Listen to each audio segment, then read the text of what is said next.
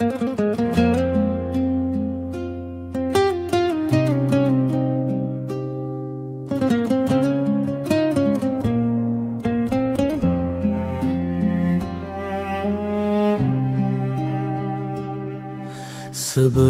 sakit datang menjengah,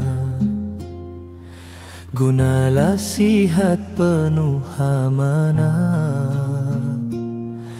Sebelum usia makin menghilang, gunakan muda untuk berjuang.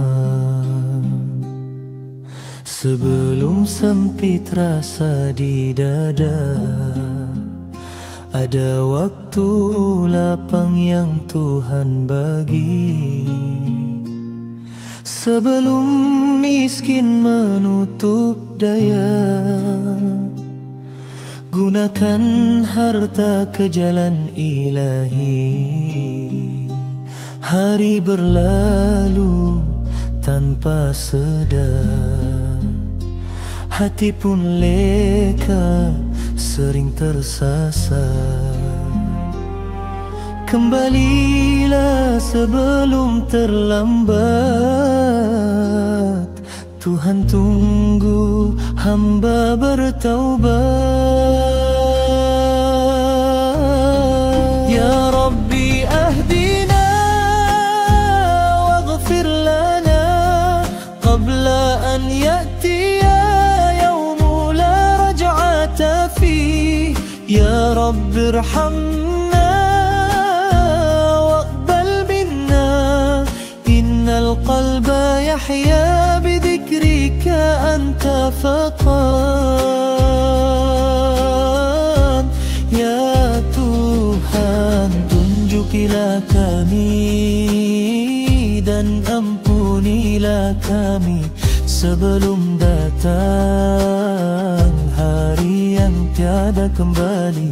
Ya Tuhan, kasihanilah kami dan terimalah dari kami. Sesungguhnya hati hidup dengan menyebut berimu saja. Sebelum lama tak mampu berdiri, gunakan tenaga untuk berbakti. Sebelum gelap menutup mata, semaikan amal sebagai cahaya. Masa berlalu tak pernah berhenti, hidup ini cuma sekali. Gunakan peluang sehabis baik sebelum takdir menjemput pergi.